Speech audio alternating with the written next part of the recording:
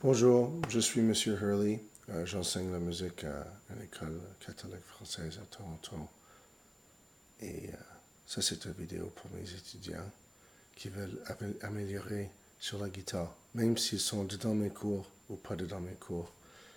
Mon français n'est pas parfait, alors pour être efficace avec mes explications, et de toute façon, la langue musicale à Toronto, c'est beaucoup plus anglais que français de toute façon. Je vais dire beaucoup de termes en anglais et je vais faire de mon mieux de les traduire en français. Mais le fait que vous les sachiez en anglais, ça va vous aider si vous êtes intéressé pour suivre la musique dans le futur. Parce que la musique a vraiment changé ma vie et j'aimerais que pour ceux et celles qui vont peut-être le choisir comme un demi-chemin, parce que c'est très difficile d'être temps plein dans la musique aujourd'hui, mais aujourd'hui on parle de la guitare. Ça, c'est une guitare acoustique, il y a 6 cordes. Ils sont affinés comme ceci: Mi, La, Ré, Sol, Si et Mi, de 6 à 1. Alors, en anglais, E, A, D, G, B et E. Et les lettres en français, E, A, D, G, B, E. Et aujourd'hui, on va parler de la position de la main droite. Et on va aussi parler de position de la main gauche. Et j'ai une liste ici, mon ordinateur va se réveiller. Alors, on va commencer avec la main gauche. Très important, ça c'est la main gauche, ça c'est la main qui pousse sur les différentes notes. Alors, la main droite a seulement le choix de 5 notes, 6 notes. Et les notes que ça va frapper sont choisies par la main gauche. Alors, ils travaillent ensemble. C'est comme je tire un fusil vers une place où je dois frapper. C'est ça, tu frappes quand tu es prêt. Alors, quand tu prépares une note, c'est ouvert.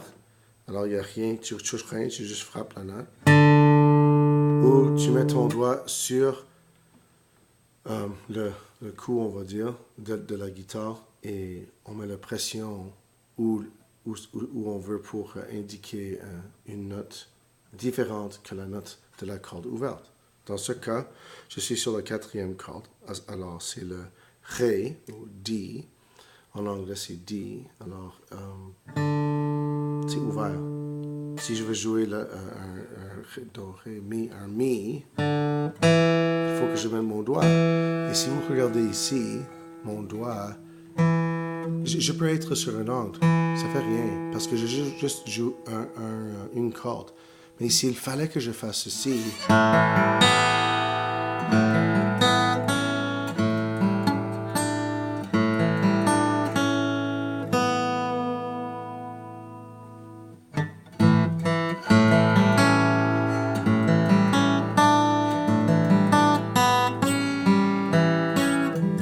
c'est plus difficile. Il faut que je garde ma main très droite. Mon doigt doit atterrir sur la corde très d'une forme droite. Et comme ça, je peux jouer cette note. Il y a beaucoup de temps où il va falloir utiliser tous les 4 doigts. Et au commencement, on va commencer avec des accords plus simples. Et vous allez noter que dans le commencement, peut-être le bout de tes doigts vont être disturbés un peu ou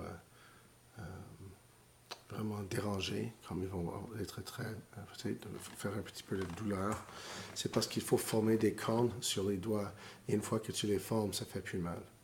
Ça prend entre 3 et 10 heures de jouer. Alors, 2 heures par jour pour 5 jours ou 1 fois par jour pour 10 jours.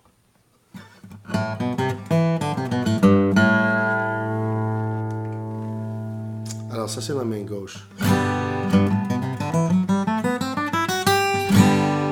Ça, c'est une gamme en sol majeur de 2 octaves. Alors, ça, c'est un G major scale en anglais, G major. 2 octaves, 2 octaves.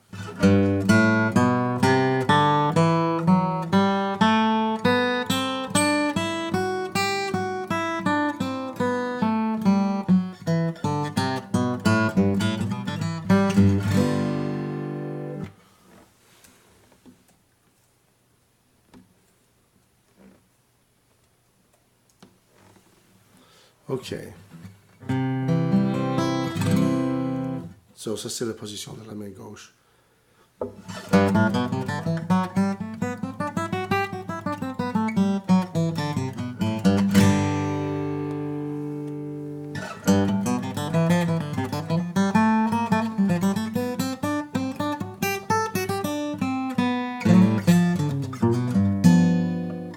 All right.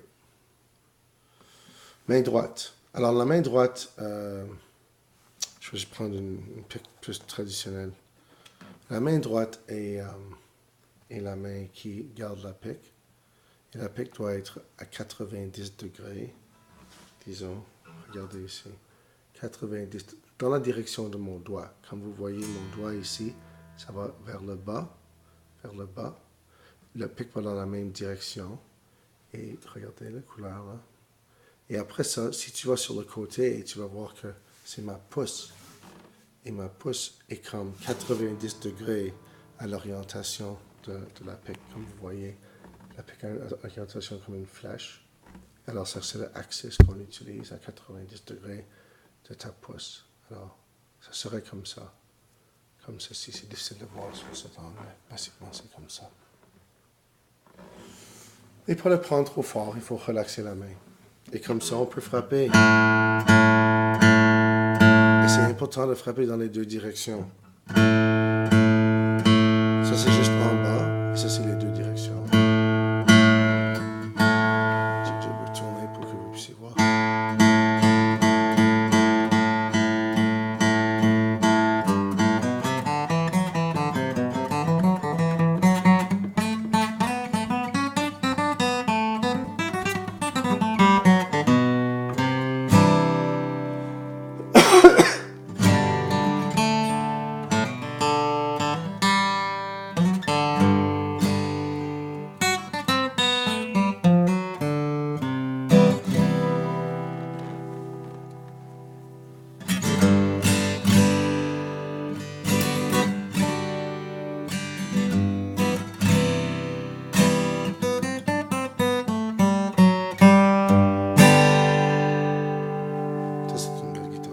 Alors, ça c'est la pique, la main droite. L'axis qu'on devrait frapper la corde, c'est pas en haut et en bas, droit comme ça. C'est plus sur un angle comme cela. Ça c'est l'axis où ma main. Imagine le point de pivot, le point qui est fixé est là. Et tu fais comme un axis ici, puis tu fais comme tu dessines un cercle, mais juste ici. Et cette ligne-là, c'est la ligne que ton pic suit quand tu frappes la corde.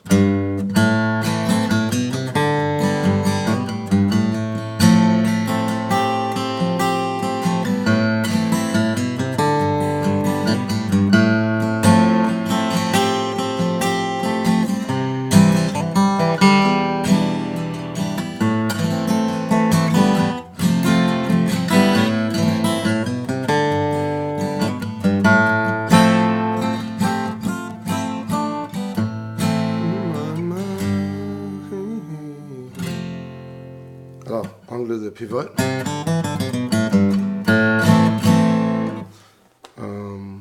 OK, continuons. Oh, l'autre forme, c'est de jouer avec les mains. Et alors, avec la main droite, c'est bon de pouvoir jouer avec ta pouce juste en bas.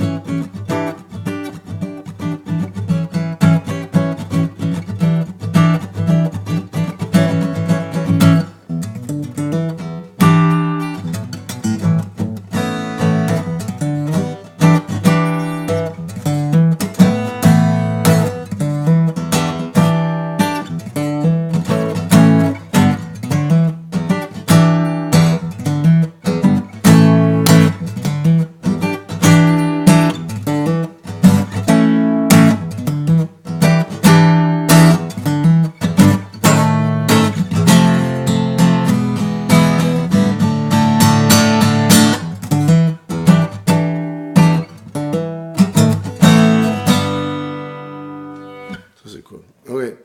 La main droite, c'est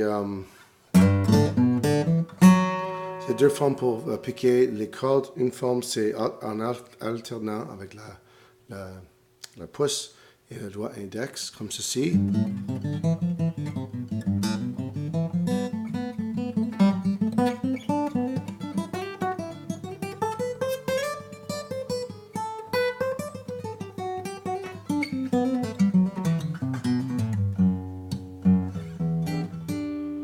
Et moi, j'aime le faire avec quel doigt c'était celui-là? I